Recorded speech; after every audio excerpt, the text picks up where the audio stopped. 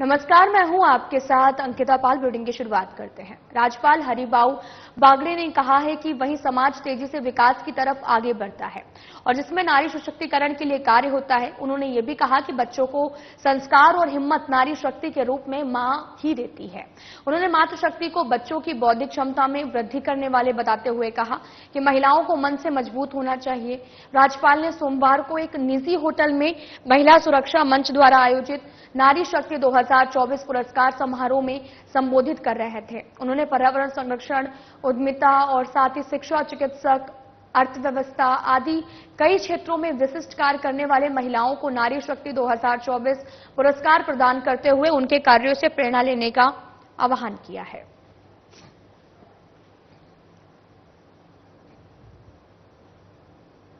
राजस्थान विधानसभा अध्यक्ष वासुदेव देवनानी की पहल पर राज्य के कई जिलों के बच्चे शैक्षणिक भ्रमण कर जयपुर आकर राजस्थान विधानसभा और राजनैतिक आख्यान संग्रहालय का अवलोकन कर ज्ञानवर्धन कर रहे हैं। डीडवाना और कुचामन जिले की कुचामन सिटी केबीआर खोकर और मेमोरियल शिक्षण संस्थान के कक्षा 6 से 12 तक के छात्र छात्रा शिक्षक ने सोमवार को राजस्थान विधानसभा जनदर्शन के तहत विधानसभा को देखा और अध्यक्ष वासुदेव देवनानी से मुलाकात की है। इस दौरान देवनानी ने बच्चों से परिचय लिया, उनके विद्यालय, पढ़ाई और खेल गतिविधियों की जानकारी ली है। देवनानी ने कहा कि बच्चे पढ़ें, आगे बढ़ें और देश का नाम रोशन करें। उन्होंने बच्चों से कहा कि राष्ट्र प्रथम है, हमारे कार्यों में राष्ट्र प्रथम की भावना सदैव होनी चाहिए।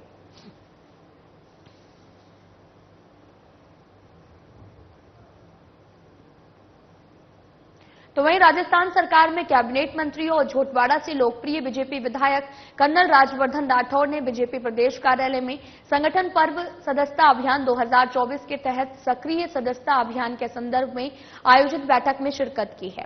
कर्नल राज्यवर्धन राठौड़ ने कहा कि प्रधानमंत्री नरेंद्र मोदी के प्रेरणादायी नेतृत्व और केंद्रीय गृह और सहकारिता मंत्री अमित शाह, बीजेपी के राष्ट्रीय अध्यक्ष जेपी नड्डा के कुशल मार्गदर्शन में जनता से मिस कॉल या फिर नमो ऐप के माध्यम से आपको बताते चले कि भारतीय जनता पार्टी से जुड़ सकते हैं, जहां पर एक टोल फ्री नंबर भी जारी किया गया, जहां पर आत्मनिर्भर विकसित भारत, विकसित राजस्थान के संकल्प को पूरा करने में अपना योगदान सुनिश्चित करें। कर्नल राज्यवर्धन राठौड़ ने कहा कि मात्र 30 दिन में 8 करोड़ से भी ज्यादा लोग भारतीय जनता पार्टी परिवार के सदस्य बने हैं। यह आंकड़ा प्रमाण है कि प्रधानमंत्री नरेंद्र मोदी के विकसित भारत के संकल्प को पूरा करने के लिए देशवासी प्रतिबद्ध हैं और यह अभियान अनवरत जारी है।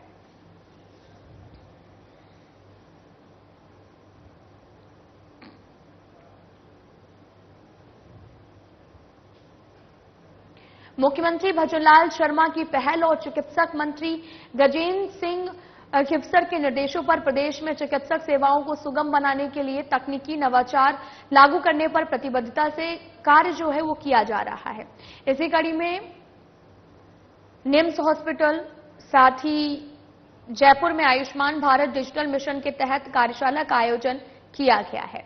राष्ट्रीय स्वास्थ्य मिशन राजस्थान की आईटी की तरफ से आयोजित इस कार्यशाला में डिजिटल स्वास्थ्य सेवाओं के अंतर्गत हेल्थ प्रोफेशनल रजिस्ट्री के लाभों से अवगत कराया गया। कार्यशाला में निम्स हॉस्पिटल के डॉक्टर्स और नर्सिंग स्टाफ ने हिस्सा लिया है। उन्हें हेल्थ प्रोफेशनल रजिस्ट्री के महत्व और इसके कई फायदों के बारे में विस्तृत से जानकारी दी गई है।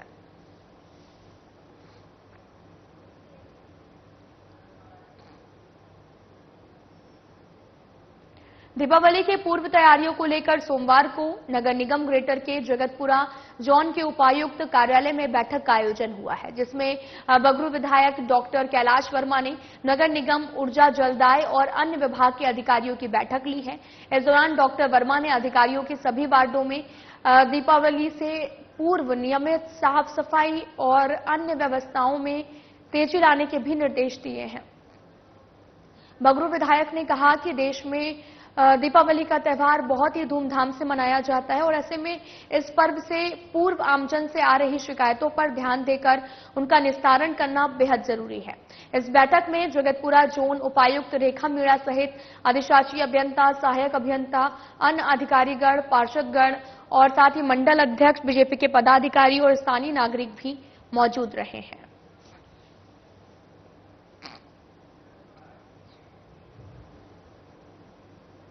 टोंक के सदर थाना इलाके में एक विवाहिता के साथ मारपीट और रेप करने का मामला सामने आया है। पीड़िता का इलाज टोंक के सदर अस्पताल में चल रहा है और पीड़िता के भाई की तरफ से इस संबंध में नामजद आरोपियों के खिलाफ पुलिस मामला दर्ज कराकर पूरे मामले की कार्रवाई कर रही है।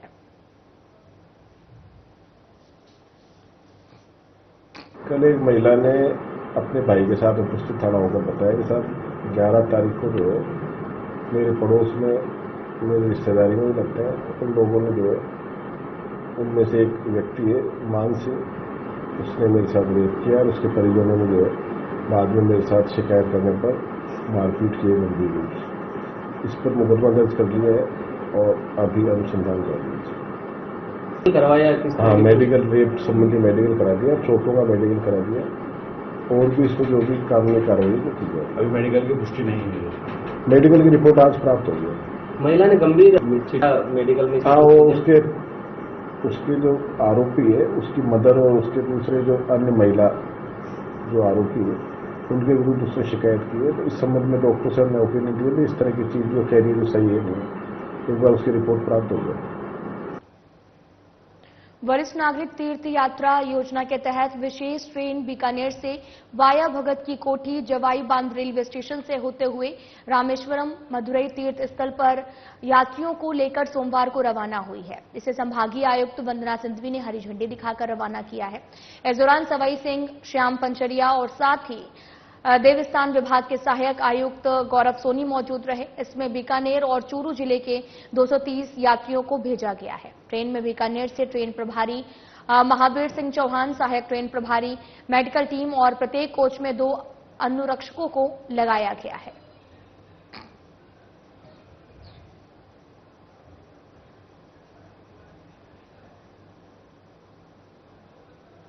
श्री श्याम निशान संत परिवार चाकसू का 2वीं श्री श्याम महोत्सव वार्षिकोत्सव भजन संध्या का कार्यक्रम आयोजित हुआ है, जिसमें श्याम बाबा का गुणगान श्याम प्रेमियों के द्वारा किया गया है।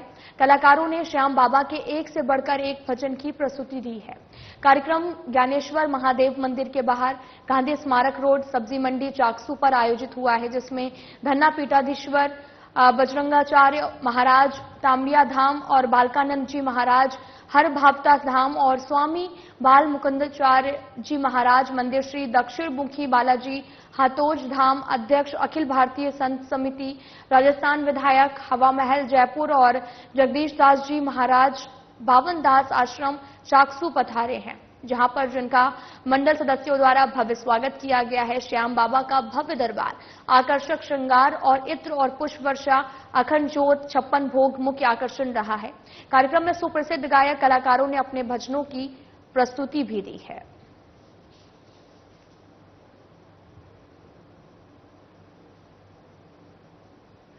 जीने के लिए सबसे जरूरी चीजों में से एक है शुद्ध हवा और पानी। ऐसे में जल संचय पर केंद्र की नरेंद्र मोदी सरकार ने विशेष पहल की शुरुआत की है। इसी कड़ी में रविवार को गुजरात के सूरत में जल संचय जन भागीदारी पहल को लेकर एक विशेष कार्यक्रम का आयोजन किया गया। सूरत के इंडोर स्टेडियम में आयोजित कार्यक्रम में राजस्थान के मुख्यमंत्री भजनलाल शर्मा ने शिरकत की। इस दौरान सीएम भजनलाल शर्मा ने क्या कुछ कहा है, आइए आपको सुनाते हैं। लुम्माराम जी चौधरी सांसद, सिरोही जालौर, निरंजन भाई राजमेरा जी अध्यक्ष सूरत महानगर, देक्षेज मावाड़ी जी मेयर सूरतगढ़ महानगर पालिका, श्रीमती बिनी महाजन जी सचिव जल शक्ति भारत सरकार, पूर्णेश भाई मोदी जी विधायक सूरत, विनोद भाई मोरडिया विधायक कतारगांव, कुमार भाई कानानी विधायक, श्रीमती संगीता बहन पाटिल जी विधायक, अरविंद भाई राणा विधायक, कांति भाई बलर विधायक, प्रवीण भाई दोदारी विधायक, मनु भाई पटेल जी विधायक, संदीप भाई देसाई विधायक और यहां पर बैठे सभी जो इस पुण्य कार्य में अपनी सहभागिता निभा रहे हैं, ऐसे मेरे सभी भाई और बहनों, राजस्थान के मेरे प्रवासी भाइयों, सबसे पहले तो मैं इस पुण्य कार्य के लिए आप आए हैं, इसके लिए मैं आप सभी का वंदन करता हूं, अभिनंदन करता हूं, आप सभी को मैं नमन करता हूं।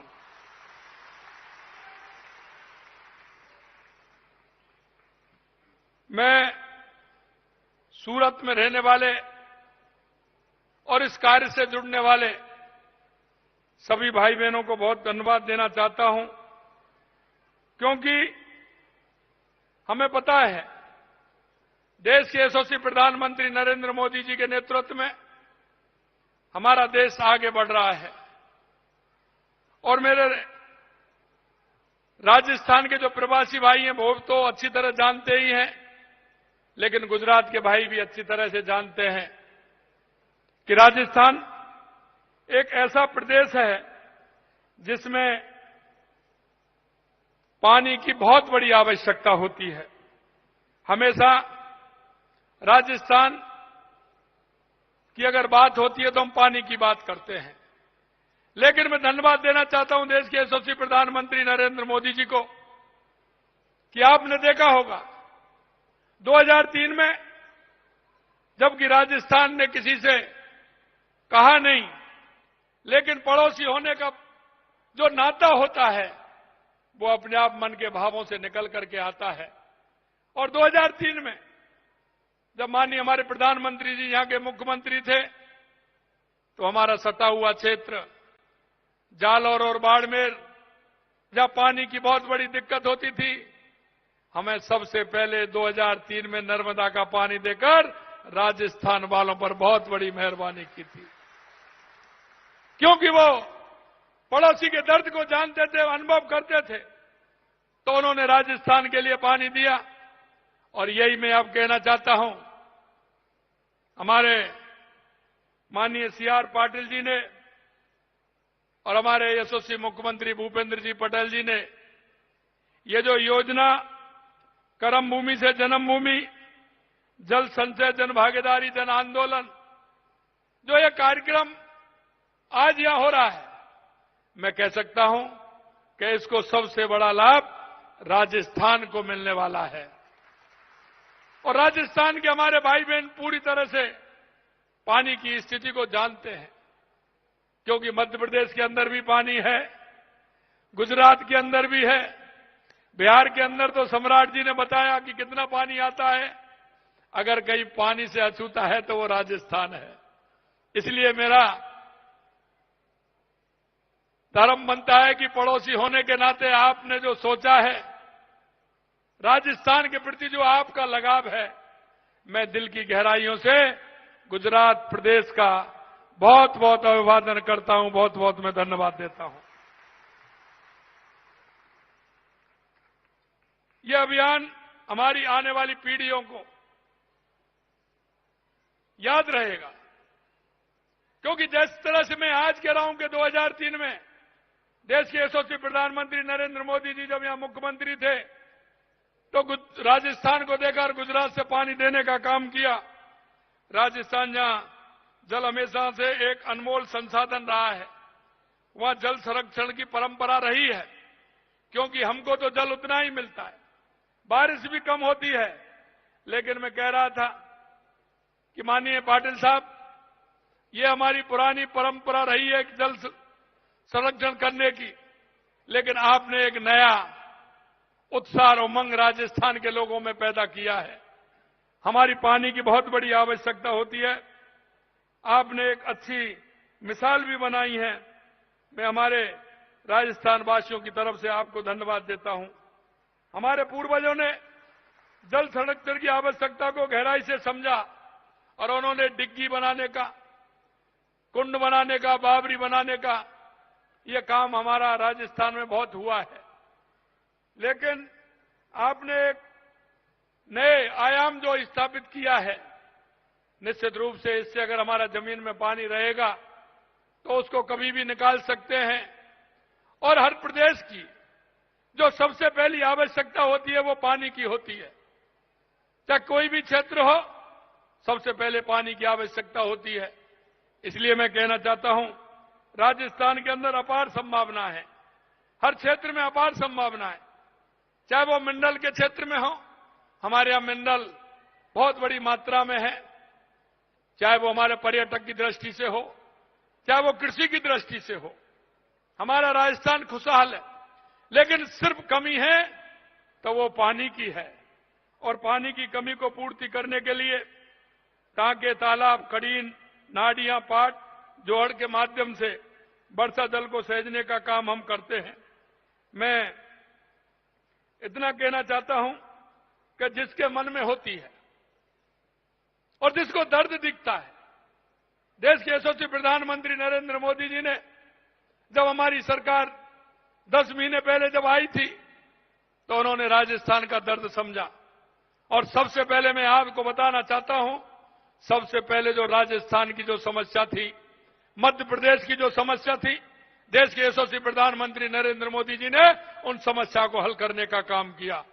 चाहे वो राजस्थान की ईआरसीपी, राजस्थान और मध्य प्रदेश की मिलकर ईआरसीपी की योजना हो, चाहे हमारी हरियाणा के साथ यमुना जल का समझौता हो, चाहे हमारा पोंग डैम से पानी आने वाला इंदिरा गांधी नहर के माध्यम से हमारे राजस्थान को आता हो, चाहे हमारा माही डैम के माध्यम से हमारी जाखम और हमारे सोम कमला के माध्यम से हमारे 3-4 जिलों में पानी हो, या देवास स्कीम से माध्यम से उदयपुर से हमारे राजस्थान को पानी मिलने वाला था। इन सारे स्कीमों को उन्होंने आगे बढ़ाने का काम किया। और इधर तो मध्य प्रदेश और राजस्थान ईआरसीपी का समझौता कराया, उधर हरियाणा का यमुना का समझौता कराने का काम किया। अभी हरियाणा में चुनाव हो रहे थे, कांग्रेस वालों ने एक उसमें अपने घोषणा पत्र में लिखा, और घोषणा पत्र में उन्होंने लिखा कि जो हरियाणा और राजस्थान का जो समझौता हुआ, यमुना समझौता, हमारी सरकार आएगी तो हम उसको रद्द करेंगे। ये उनकी सोच देखिए। एक सोच तो वो होती है पड़ोसी होने के नाते। 2003 में देश के यशस्वी प्रधानमंत्री नरेंद्र मोदी जी ने राजस्थान को पानी देने का काम किया, और एक पड़ोसी वो भी है, सरकार आई नहीं, उससे पहले ही कह रहे हैं कि जो समझौता राजस्थान और हरियाणा के बीच में हुआ है, उस समझौता को हम रद्द करेंगे। हमने भी कहा कि आपके सपने हैं, आओगे जब ही तो रद्द करोगे, जब आओगे नहीं तो कैसे रद्द कर दोगे। मैं आपसे सही कहना चाहता हूं कि जब दृढ़ इच्छा शक्ति होती है और नेतृत्व करने वाले देश के यशस्वी प्रधानमंत्री नरेंद्र मोदी जैसे होते हैं कि दुनिया की कोई ताकत नहीं रोक सकती, यह मैं आपको बताना चाहता हूं। मैं आपसे इतना कहना चाहता हूं कि जिस तरह से देश के यशस्वी प्रधानमंत्री नरेंद्र मोदी जी के नेतृत्व में हर क्षेत्र में हमारा देश आगे बढ़ा है, 2014 के बाद देश में जो परिवर्तन दिखने लगा है, आज हम आप सब महसूस कर रहे हैं। 2014 के बाद चाहे गरीब कल्याण की योजनाएं हों, चाहे हमारे विकास की योजनाएं हों, चाहे आतंकवाद और नक्सलवाद का खात्मा हो, या दुनिया में बढ़ता हुआ भारत का गौरव हो, ये देश के एक एक व्यक्ति को, एक एक नागरिकों को देखने को मिल रहा है। इसलिए मैं कहना चाहता हूं, आज जो काम हाथ में लिया है और जो जिसकी शुरुआत गुजरात से हो और गुजरात में भी सूरत से हो, वो काम रुकने वाला नहीं है।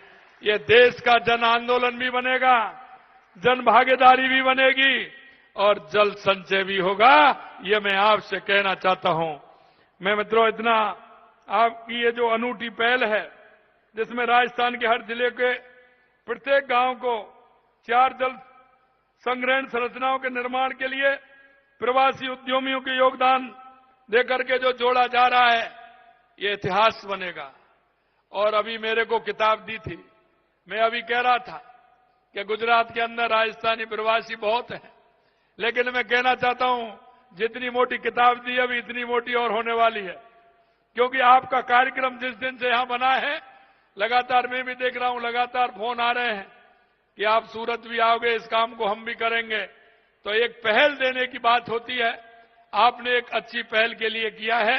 निश्चित रूप से राजस्थान, मध्य प्रदेश, गुजरात, बिहार, हरियाणा, जो हमारे जितने भी प्रदेश हैं, उन प्रदेशों में ये आगे बढ़ेगा और देश की एक ऐसी योजना बनेगी जो हमेशा देश इसको याद भी रखेगा और जो हमारे देश में पानी की कमी है उसकी पूर्ति भी ये करेगा। क्योंकि राजस्थान सरकार द्वारा चलाए जा रहे मुख्यमंत्री जल स्वावलंबन योजना 2.0 का भी हम उल्लेख करना चाहूंगा। इस अभियान के तहत हमने राजस्थान में जल संरक्षण का कार्यक्रम किया, जल स्वावलंबन का काम किया। निश्चित रूप से ये योजना उसमें और हमारी सहभागिता बढ़ाने का काम करेगी। और मैंने जैसा कहा, प्रथम चरण में आपने जो 5,000 से अधिक गांव में 3,500 करोड़ रुपए की लागत से 1,10,000 कार्य करवाए जाएंगे। जिन आज योजनाओं का आपने किया है उसमें 1,10,000 कार्य इसमें कराए जाएंगे। लगभग राजस्थान के आधे गांव के लगभग इसमें आते हैं। मैं ईश्वर की कृपा से भी हमें कई चीज, आप देखते हैं ना, जब मन में दृढ़ इच्छा शक्ति होती है, काम करने का जज्बा होता है। मैं कहना चाहता हूं माननीय CR पाटिल साहब कि इस बार राजस्थान में जो वर्षा हुई है, जितने भी राजस्थान के बांध हैं, एक भी बांध खाली नहीं है, पूरे के पूरे बांध भरे हुए हैं। और उसका कारण है कि जिस तरह से देश के यशस्वी प्रधानमंत्री नरेंद्र मोदी जी पानी के विषय को लेकर के पूरे देश में काम कर रहे हैं, तो ईश्वर भी मेहरबान है। हमने कहा था हमारी ERCP योजना यमुना समझौता जब हुए थे, मैंने कि ये समझौते हुए हैं, लेकिन इससे पहले भी एक ERCP और यमुना आ जाएगी। और वो ठीक हुआ कि राजस्थान में पूरे 4 महीने बारिश हुई है। और अभी भी हमारे मध्य प्रदेश के मुख्यमंत्री जी कह रहे थे, वो लेट हुए, कि आज भी उज्जैन में बारिश हो रही है। अरे ये तो होनी ही है, क्योंकि कृष्ण गमन पथ बन रहा है, वो राजस्थान से मध्य प्रदेश जाएगा और मध्य प्रदेश से गुजरात भी आएगा। भगवान कृष्ण मथुरा से राजस्थान के रास्ते से शिक्षा लेने के लिए संदीपन गुरु के आश्रम में उज्जैन गए थे। और जब वहां से उन्होंने पूरी शिक्षा ग्रहण की तो फिर वो द्वारका आए। तो मथुरा से लेकर के राजस्थान, राजस्थान से लेकर मध्य प्रदेश और मध्य प्रदेश से लेकर के गुजरात, ये भगवान कृष्ण की भूमि है। और भगवान कृष्ण की भूमि में ये काम होना उनकी प्रेरणा है। और देश के यशस्वी प्रधानमंत्री नरेंद्र मोदी जी के नेतृत्व में ये काम हो रहा है। अंत में मैं आपसे इतना कहना चाहता हूं कि पानी की महिमा को हम आप जानते हैं। हमारे बुजुर्गों ने बहुत अच्छा काम किया है, क्योंकि गर्मियां जैसे आती हैं, आप गुजरात में देखते हैं, जहां भी आवश्यकता होती है, हमारे परिवारजन, हमारे सभी लोग पानी के लिए प्याऊ लगाते हैं। पानी के लिए सभी जगह जहां पानी की व्यवस्था करने का काम, प्याऊ से लेकर के पशुओं की व्यवस्था करने का काम करते हैं। और इसलिए मैं कहना चाहता हूं कि ये हमारे विचार में है, और हमारे विचार में है तो ये पुण्य हम आप सभी को मिलता है। और जब पुण्य करते हैं तो उसका फल भी ईश्वर देता है, क्योंकि कंठ को जब पानी मिलता है, जब पानी की आवश्यकता होती है तो रावुडे में इतना ही। नमस्कार।